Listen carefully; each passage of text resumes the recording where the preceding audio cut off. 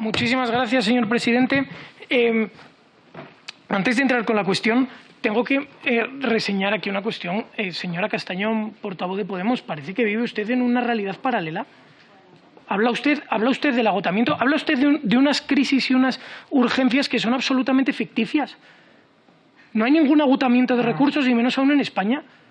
Entonces, no llame usted a una alarma, sobre todo cuando muchísimas personas y muchísimos trabajadores se van a ir a la calle por culpa de esa falsa alarma que ustedes están enarbolando, cuando las consecuencias van a ser absolutamente nocivas.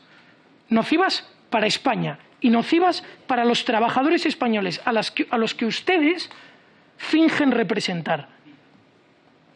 Por otro lado, el Partido Socialista, en una versión alternativa de la historia y de la realidad, viene a contarnos que no existe ningún problema y que si existiera habría quedado paliado con el estatuto de las electrointensivas que acaban de aprobar. La industria, los propios supuestos beneficiados por ese estatuto, les están diciendo que no vale absolutamente para nada. Un estatuto que no va a beneficiar o no va a atacar directamente a la cuestión. Un estatuto que no va a salvar a las empresas que realmente dependen del precio de la energía, sino que simplemente va a ampliar una serie de ayudas para empresas que utilizan energía. Unas ayudas que están bien, siempre vienen bien unas ayudas para las empresas, pero realmente no va a salvar a las electrointensivas, que son las que se encuentran en una situación crítica aquí. Y la realidad es que ese estatuto no va a paliar los altísimos precios de la energía que paga la industria en España. Y de nuevo, los números les ponen en evidencia, cuando en Alemania están pagando en torno a 20 euros megavatio hora. Cuando en Francia están pagando en torno a 27 euros megavatio hora. En España estamos pagando 43. Por lo tanto, el producto español no puede competir con el resto de productos europeos. Nos encontramos en una situación de evidente desventaja y o bien se hace algo desde el Gobierno o bien esa industria desaparecerá. Por su culpa. Por su culpa. Sí, por su culpa. Porque la cuestión es que esas dificultades ante las que se encuentra la industria no son por ineficiencias de la propia industria en sí, sino que son por dificultades puestas por la propia administración en forma de tasas, barreras, los costes del CO2, los peajes para el transporte de la energía, etcétera, etcétera. Y por último, y también dirigiéndome a la señora Castañón, y como ya ha dicho el proponente de esta iniciativa, la realidad es que los países más contaminantes, como son China o Estados Unidos, continúan funcionando sin adoptar las medidas alocadas que estamos adoptando en España. Eso supone que su industria continúa avanzando, mientras la nuestra se retrae y se contrae. Eso supone que van a copar el mercado con productos chinos que son muchísimo más contaminantes que los españoles. Y la segunda historia es que Alemania, que es uno de los países que más emisiones genera dentro de la Unión Europea, continúa inaugurando centrales térmicas de carbón. Sin ir más lejos, hará unos 10-11 meses. Sus centrales térmicas tienen una fecha de cierre muchísimo más breve que el de las españolas, que han sido clausuradas a marchas forzadas. Por lo tanto, bajen a la realidad, pisen el terreno y comprendan que si queremos que la industria sea verde, esta tiene que ser europea. Y si ustedes continúan expulsando a la industria de Europa, terminará siendo extranjera y contaminante. Muchísimas gracias. Muchas gracias, señor presidente. Señorías, estamos ante una proposición no de ley registrada el 6 de marzo del pasado año 2020. El Gobierno puso en marcha la estrategia Horizonte África en julio de 2020. A pesar de ello, sus señorías del Grupo Parlamentario Socialista han querido traer a esta comisión el debate de una iniciativa extemporánea y, por lo tanto, carente de utilidad pública. Es una auténtica burla a esta institución del Congreso de los Diputados y el trabajo de los parlamentarios que venimos cada día con vocación de servicio público. No se trata de un hecho aislado. PSOE y PP llevan décadas repartiéndose las cuotas de poder y pagando favores políticos, colocando a los suyos en instituciones para su propio beneficio personal o partidista. Embajadas, empresas públicas, direcciones generales, incluso ministerios, como ha sido durante tantas legislaturas el Ministerio de Sanidad, tanto para el PP como para el PSOE. ¿No se dan cuenta de las gravísimas consecuencias que ha tenido tener al frente del Ministerio de Sanidad a un auténtico incompetente en materia sanitaria? ¿Cuál ha sido el coste de vidas humanas? ¿No se dan cuenta de que los ciudadanos necesitan una administración eficaz a su servicio para resolver sus problemas? Hemos presentado enmiendas a su iniciativa porque en la misma medida que ustedes se empeñan en vaciar de contenido la actividad parlamentaria, nosotros seguimos trabajando para denunciar su actitud y para poner a esta institución al servicio de quienes han depositado su confianza en nosotros. Hemos presentado 3 enmiendas. La primera para exigir al Gobierno de España que negocie un régimen de reciprocidad en el marco jurídico de las inversiones que ciudadanos y empresas de países africanos realizan en España. En segundo lugar, proponemos la promoción de centros logísticos en países africanos prioritarios para las exportaciones españolas, que permitirán a las pymes, que son el 97,23% de las empresas españolas, participar en una actividad exportadora que actualmente solo es accesible a las grandes empresas. Y, en tercer lugar, creemos que se debe dar prioridad a las relaciones con la Comunidad Económica de Estados de África Occidental, ECOWAS por sus siglas en inglés. El esfuerzo negociador con la ECOWAS tendría un efecto multiplicador, ya que representa una unión económica y comercial de 15 países de África Occidental, con una población de más de 250 millones de habitantes y un PIB de casi 2 billones con B de dólares estadounidenses. Por último, proponemos incluir a Casa África entre las instituciones cuya presencia institucional se reclama en la proposición no de ley original.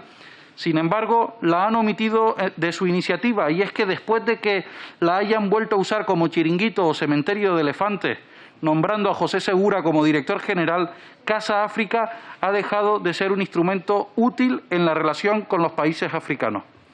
Muchas gracias. En primer lugar, la pésima técnica legislativa del BNG, bueno, ya estamos acostumbrados a ella, pero se descuelga con una autoenmienda, lo cual impide básicamente al resto de grupos parlamentarios enmendar su proposición no de ley. Esto es importante para que quienes nos escuchen en un momento dado lo sepan. El BNG viene con su paquete cerrado y son lentejas, o las tomas o las dejas. Entonces, esto nos parece que es una técnica legislativa nefasta y que al final lo que está buscando no son acuerdos de ningún tipo, simplemente está buscando imponer su criterio ideológico. En segundo lugar, Alcoa está en una situación crítica. Miles de personas se van a ir a la calle como no se cambie el rumbo básicamente de las políticas industriales de España. Y ese hundimiento de Alcoa tiene 2 causas. La primera de ellas es la incapacidad de los sucesivos gobiernos para hacer cumplir un acuerdo de compraventa. Esa compraventa se realizó bajo la tutela del Gobierno y el Gobierno ha sido incapaz de hacer un seguimiento para que se cumpliesen esos pactos. El Gobierno del Partido Socialista en España y el Gobierno del Partido Popular en Galicia, porque no nos olvidemos que este Gobierno gallego tiene competencias en industria. En segundo lugar, el segundo motivo del hundimiento de Alcoa está en las políticas industriales, medioambientales y energéticas de los sucesivos gobiernos españoles. Esas políticas que hasta hace 2 minutos la portavoz de Podemos estaba alabando y que son en definitiva los culpables de que casi 1000 personas se vayan a ir a la calle entre San Ciprián y Avilés. Por lo tanto, nos encontramos con que los pirómanos que han provocado el incendio vienen ahora a postularse como si fuesen los bomberos que van a apagarlo y solucionarlo. Entonces es una situación absolutamente surrealista. La realidad es que el Gobierno tiene que coger el toro por los cuernos y poner soluciones de una vez. Pero la intervención a las bravas, que es lo que viene aquí a proponernos el BNG comunista, no va a ser la solución. La solución es una política industrial seria, que es la que Vox lleva proponiéndoles y sugiriéndoles en innumerables iniciativas, enmiendas, modificaciones y propuestas de acuerdo, pero que se niegan a adoptar. Muchísimas gracias. Muchas gracias, presidente. Bueno, señores de Podemos, ustedes que son gobierno, que gobiernan esta nación, han aprobado una agenda, un plan global, que supuestamente va a transformar digitalmente este país para favorecer el crecimiento económico y reducir la desigualdad. Ustedes que son gobierno tienen previsto, con su Agenda Digital 2025, dar un impulso definitivo a la conectividad digital, al despliegue 5G, al refuerzo de la ciberseguridad, a la digitalización de la Administración y de las empresas, especialmente de las pymes, a la economía del dato y a la inteligencia artificial, sin dejar de garantizar los derechos digitales de los ciudadanos. Ustedes, que son Gobierno, han prometido a los ciudadanos que van a garantizar sus derechos digitales y que van a conseguir un alto nivel de conectividad para acabar con la brecha que actualmente existe entre zonas rurales y urbanas. Esto es a lo que ustedes, como Gobierno, se han comprometido con los ciudadanos con su Agenda España Digital 2025. Por eso resulta tan extraño que ustedes, que son Gobierno, nos presenten ahora una PNL que, por un lado, redunda en un plan que supuestamente ya han estudiado y consensuado para ponerlo en marcha y que, por otro, cuestionen en su exposición de motivos los beneficios de la digitalización, poniendo sobre la mesa problemas como la privacidad en el tratamiento de la información, los efectos perniciosos sobre los trabajadores por el posible deterioro en sus condiciones laborables y por la merma en su poder de negociación, suspicacias sobre el derecho a la desconexión digital y los riesgos laborales asociados a los nuevos espacios de trabajo, e incluso críticas por no recoger en su propia agenda digital nada acerca del impacto diferenciado que, en términos de género, como no, puede acarrear el proceso de digitalización. Pero es que además también exponen su preocupación por la digitalización en relación con el medio ambiente, por los múltiples riesgos que desencadenaría el uso creciente de energía y la extracción de materiales para la elaboración de la tecnología digital, de los que anuncian que no hay suficientes reservas disponibles. Llegan incluso a denunciar que la digitalización a la que ustedes, como Gobierno, nos llevan con su agenda digital no es sostenible y está muy comprometida a largo plazo, y muestran su preocupación por la enorme cantidad de residuos que genera la digitalización, muchos de ellos tóxicos que además se acumulan en países empobrecidos. Residuos electrónicos que, por supuesto, también contribuyen a la emisión de gases de efecto invernadero, muy por encima, según ustedes, de los niveles que produce la aviación civil. Y la pregunta es, si ustedes están de acuerdo con sus propios planes de Gobierno, si ustedes participan en la elaboración de sus propios planes de Gobierno, ¿por qué vienen aquí a cuestionar sus propios planes de Gobierno como si fueran oposición cuando son Gobierno? Dicen ustedes que es necesario diagnosticar, evaluar y tomar en cuenta todos estos efectos negativos, y evidentemente así tiene que ser. Pero para ello ya tienen ustedes prevista la creación de un Consejo Público-Privado, el Consejo Consultivo para la Transformación Digital, en el que deberán participar todos los agentes relevantes para la transición digital en este país. Señores de Podemos, ¿quieren o no quieren ustedes la digitalización que su Gobierno ha planificado para España? ¿Por qué siguen dando vueltas y poniendo pegas a sus propios planes de Gobierno sin aportar soluciones? ¿Por qué siguen paralizando y obstaculizando el desarrollo de nuestro país con su empecinamiento por imponer su agenda ideológica mientras nos quedamos atrás? Señorías, mientras ustedes se dedican a dar vueltas, la pandemia ha acelerado. La pandemia ha acelerado el imparable proceso de digitalización y nos ha mostrado nuestras enormes carencias. Muchas empresas no pudieron seguir operando en remoto durante la pandemia. Muchos trabajadores tuvieron que desistir de teletrabajar por sus problemas de desconexión. Al menos el 10% de los niños quedaron desconectados del sistema educativo. Los trámites administrativos online han demostrado que nuestra Administración no está preparada. Tenemos una brecha territorial gravísima entre el campo y la ciudad. Señora Ruiz, vaya finalizando. La escasa digitalización de la pequeña empresa la ha colocado en una situación de riesgo frente a las grandes empresas que dominan el comercio electrónico, y nuestra inversión en I+D es insuficiente en comparación con la de otros países. Y mientras ustedes siguen dando vueltas, en lugar de ponerse a trabajar, se siguen dedicando a obstaculizar el Gobierno al que pertenecen, haciendo oposición dentro del Gobierno. Y nos siguen mareando con sus perspectivas feministas. Ha finalizado su tiempo, y sus equilibrios de género, que al final lo único que aportan es llegar a la parálisis por el análisis. Muchas gracias.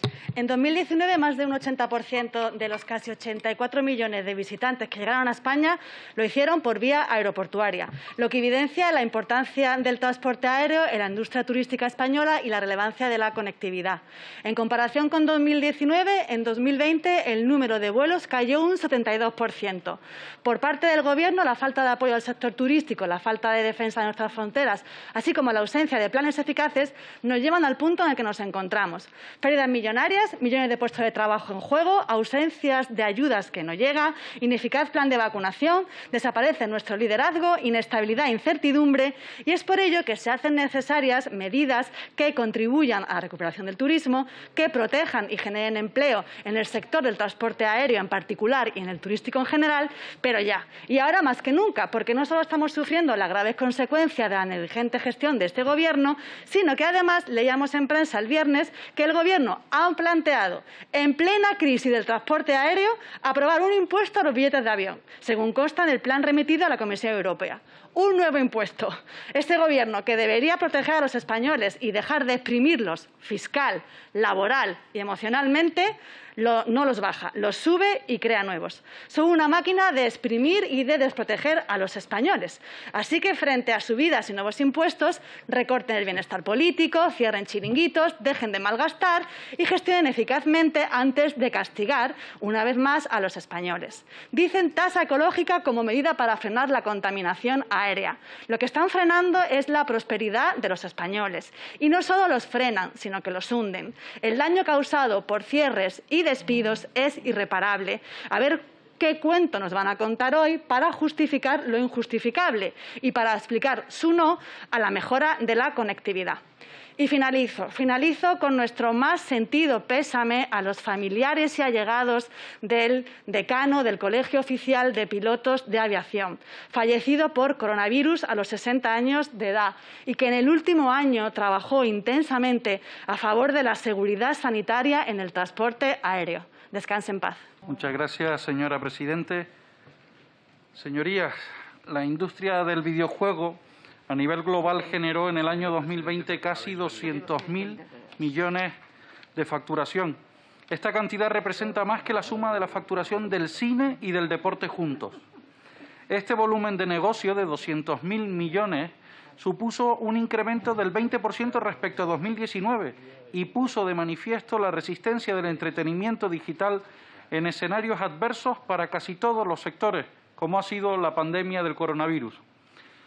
La deslocalización es una realidad extendida en muchos sectores y en una industria 100% digital como la del videojuego, la política fiscal es una herramienta clave para generar ventajas competitivas, para retener el talento de sus nacionales y para atraer el talento extranjero. Además, para este Gobierno, que se autodenomina ecologista, el sector del videojuego es muy adecuado. La tecnología y la creación de conocimiento asociada a productos digitales de videojuegos son de las pocas formas de industria que no precisan materias primas ni estar cerca de los puntos de venta final. Es una industria que no genera residuos y con un grado de contaminación muy reducido. No requieren distribución al uso y, por lo tanto, sin generación de huella de carbono para su distribución. Desde el Grupo Parlamentario Vox hemos presentado 2 enmiendas a la iniciativa. La primera, para evitar que el Grupo Asesor del Videojuego como órgano consultivo que se propone crear pueda convertirse en un chiringuito más. La segunda, con un carácter más técnico, relacionada con las ayudas económicas del Centro para el Desarrollo Tecnológico e Industrial. Según las conversaciones mantenidas, parece que serán admitidas en una transaccional, por lo que votaremos a favor de la iniciativa. Muchas gracias. Gracias. Desde esta comisión instamos al Gobierno a un plan de ayudas directas y proporcional en función de la caída del PIB, porque numerosas empresas y autónomos han padecido la caída de la facturación en sus negocios, tanto que hasta han tenido que cerrar. El Gobierno de la mentira vende grandes titulares, pero lo cierto es que sus decretos, lejos de ayudar a autónomos, empresarios y trabajadores, lo que está haciendo por ellos es sumirlos en la miseria. Experto en redactar decretos con tanta letra pequeña que, lejos de conceder la tan necesaria liquidez, algo que siempre ha defendido Vox, condena al cierre y al paro, porque las ayudas no llegan y siguen sin compensarles por expropiarles el derecho a trabajar. PSOE y Podemos votarán en contra y alegarán que ya tienen iniciativas. ¿Pero cuáles? ¿El de las anunciadas ayudas que un mes y medio después no sabemos cuándo y cómo llegarán? ¿Que genera desigualdad entre comunidades y ciudades autónomas? ¿Con tantos requisitos que pocos podrán acceder a ellas? ¿Discriminatorio porque su injusta clasificación solo incluye a los 95 de los casi 600 CENAES, dejando desprotegidos a numerosos sectores y despreciando al calzado, transporte de mercancías, tienda de souvenir, turismo activo? Esta semana me decían en Palencia: estamos desesperados, solo queremos que nos dejen trabajar. Y un año desde el inicio de esta terrible crisis, España es de los países que peor lo está gestionando, lo que nos lleva a una conclusión: no saben gobernar.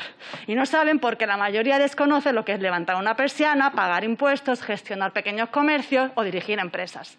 Así que, a fin de promover un verdadero y eficaz Plan Nacional de Ayuda Directas en favor de todos los autónomos y empresarios, instamos a que su concesión se condicione únicamente a la caída de la facturación de su actividad como consecuencia de la crisis sanitaria, sin letra pequeña, y a establecer una distribución proporcional en función del descenso del PIB, porque hay destinos en los que el PIB ha caído un 17%, el caso de Málaga, y hasta un 19% en Santa Cruz de Tenerife. ¿Que no saben de dónde sacar el dinero? Recorten ministerios, cierren chiringuitos, eliminen subvenciones a sindicatos, partidos políticos y asociaciones, supriman despilfarro autonómico, recorten el bienestar político, no subvencionen aerolíneas amigas de Venezuela con el dinero de los españoles y fuera los 100 millones para coches oficiales. No es subir impuestos, es gestionar mejor, dejando su agenda ideológica para centrarse en lo que de verdad importa, que es el bienestar de los españoles. Ya es hora de que antepongan los intereses de nuestros compatriotas a los suyos o a los de sus partidos. Esa debería ser su prioridad y su misión en esta Cámara. Y por eso, y para hacerlo, y para señalarles, ya está aquí Vox. Gracias. Muchísimas gracias, señor presidente. Lo que el Grupo Parlamentario Vox pide en esta proposición no de ley es muy sencillo, es muy claro, tanto que no solo los españoles lo piden, sino que lo pueden entender. En lugar del lenguaje y el idioma alambicado, complejo y enrevesado de otros partidos, nosotros actuamos y lanzamos un lenguaje muy directo. Creemos que las ayudas deben fundarse y cuantificarse en función de la caída de la facturación que cualquier negocio de España haya padecido. El sistema es terriblemente sencillo. Simplemente hay que comparar la facturación de ejercicios 2019, 2018 con la del 2020 o 2021 y el Estado deberá compensar esa diferencia de facturación. Esto es lo que realmente les solucionaría la vida a los comercios, a la industria y al sector turístico español. Esto se ha hecho en otros países europeos. Sin ir más lejos, en Alemania se ha implementado una medida prácticamente idéntica a esta que nosotros proponemos. Por lo tanto, la excusa de la imposibilidad, de la dificultad, no nos vale.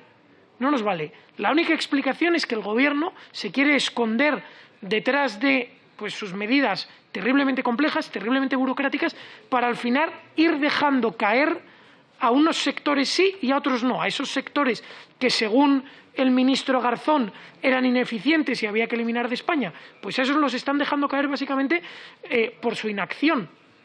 Y por otro lado, creemos que estas medidas deben ser iguales para todos los españoles. No se puede clasificar a los españoles ni por regiones ni por actividades, porque dentro de una misma actividad habrá negocios que hayan sufrido un mayor impacto y habrá otros que menos. No se puede categorizar a todos los españoles y atacar de forma idéntica los problemas de cada una de estas categorías. Cada español tendrá su situación y lo que revelará esa situación concreta es esa facturación. Por eso proponemos una medida sencilla, una medida fácil y una medida que ya les lanzamos allá por mayo del año pasado y que el Partido Socialista lamentablemente no ha querido escuchar. En definitiva, les pedimos que tomen un poco de cordura, que escuchen por favor a los sectores productivos españoles y que compensen las pérdidas que han sufrido por la calamitosa gestión de la crisis. Muchísimas gracias. Buenas tardes. Esta PNL consideramos que es papel mojado si no se tiene en cuenta nuestra enmienda y nosotros no vamos a servirles de coartada al Partido Socialista Obrero Español. Consideramos que este ERTE es la consecuencia de la cruzada contra los combustibles fósiles que se mantiene por parte de Bruselas y de este Gobierno ante la transición energética y que empieza a dar lugar a la destrucción, entre otras, de la industria petroquímica automovilística de nuestro país, llevando al desempleo y a la ruina a cientos de miles de familias y comarcas españolas.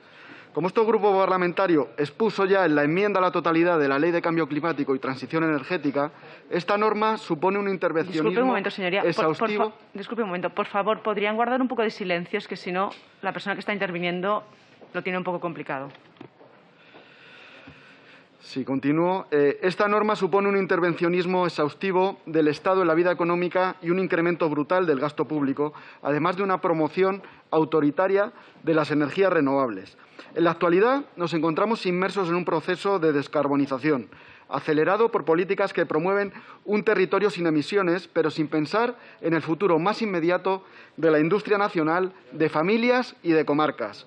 Vox fue el único que se opuso a esta ley, y una ley que vendrá este jueves nuevamente al Congreso.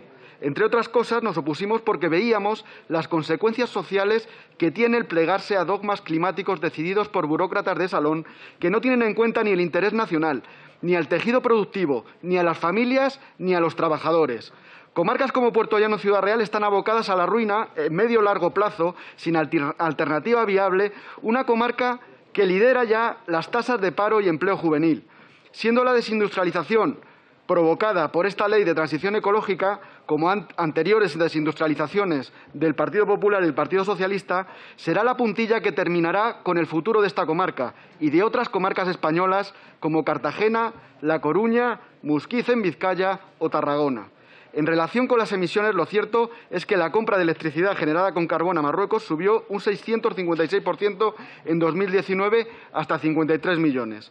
Nuestro país cada día destruye tejido industrial, no porque los productos que se fabrican no se necesiten, sino porque esos productos los están fabricando otros, quienes se quedan la tecnología, los puestos de trabajo y la rentabilidad. Países que en muchos casos vulneran derechos de sus trabajadores y que incumplen medidas para reducir las emisiones de CO2. El Gobierno de España debe estar al servicio de los españoles, no de otros intereses globales o económicos externos. Es por lo que, a la hora de tomar decisiones, debe motivarlas poniendo en primer lugar esos intereses nacionales con informes objetivos de impacto, como propone este grupo parlamentario, para dar viabilidad a la realidad social e industrial de España. Es por lo que proponemos con nuestra enmienda instar al Gobierno a llevar a cabo un informe de impacto. Este informe permitirá llevar a cabo un plan de viabilidad para que la transición energética no sea una sangría para los trabajadores y llevar a cabo las reformas legislativas necesarias para que esa transición energética se adapte al interés general de España, salvaguardando el empleo y no llevando a cabo una destrucción industrial masiva que nos lleve a la ruina, el desequilibrio social en muchas comarcas y el paro generalizado. Muchas gracias. Gracias, presidente. Buenos días, señorías. Bueno, pues hoy nos trae aquí RC a esta comisión una PNL para fomentar el uso de los inhaladores con baja huella de carbono, denominados inhaladores de polvo seco, que pone el foco en lo que para los señores de RC, así como para el resto de grupos parlamentarios que han intervenido previamente, como PSOE o Unidas Podemos, es lo más importante, que desde luego no es la salud de los españoles, no, es desarrollar la ideológica Agenda 2030. Y no voy a extenderme demasiado en la explicación del voto en contra de este grupo parlamentario, ya que realmente, digamos lo que digamos, ustedes ya tienen sus discursos preparados e ideas ideológicas preconcebidas. Y como suele ser habitual, de poco valen los argumentos científico-técnicos que presentemos en Vox, salvo que para cada vez más españoles nos escuchen y sepan qué políticos sí que tienen puesta la prioridad en los ciudadanos que representan y quienes ignoran cuestiones tan fundamentales como la economía, la libertad o la propia salud en pro de la Agenda 2030. A la hora de plantear fomentar la utilización del uso de inhaladores con baja huella de carbono, como son los inhaladores de polvo seco, los señores de RC no están pensando en las consecuencias que tendrá este hecho para los pacientes, porque si pensaran de verdad en los pacientes, en los ciudadanos que van a usar esos inhaladores, se habrían preocupado al menos de contrastar contrastar las posibles contraindicaciones de este producto con los correspondientes profesionales médicos sanitarios, estudiando todas sus posibles contraindicaciones y entonces directamente no lo propondrían ni lo traerían a debatir a esta comisión. Ustedes, señores de RC, ni siquiera han contemplado en esta PNL una sola valoración médica, algo lógica teniendo en cuenta que, como ya hemos dicho, esta iniciativa no tiene un carácter sanitario, sino ideológico. Y entendemos que ustedes no son médicos ni tienen la suerte de contar en su equipo con figuras tan destacadas como nuestro compañero, el doctor Stigman. Pero se habría agradecido un mayor esfuerzo por su parte en contrastar las posibles contraindicaciones sanitarias para los pacientes y poniendo su salud como prioridad. Primera vez en esta comisión que se presenta una PNL sanitaria sin la más mínima mención al respecto sanitario de la misma. Pero no se preocupen, que ya está aquí Vox para hacerlo.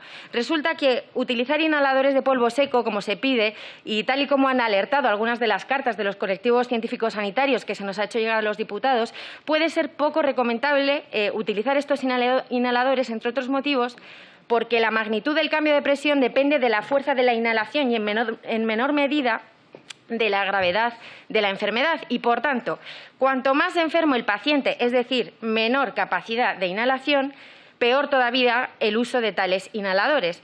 Con esta PNL estarían forzando a una fidelización perjudicial en contextos cambiantes o de cualquier adversidad de los pacientes. Y si encima se ven tan sensiblemente afectados por la humedad como señalan algunos expertos, lo lógico es votar en contra de esta poco rigurosa PNL de RC. Muchas gracias.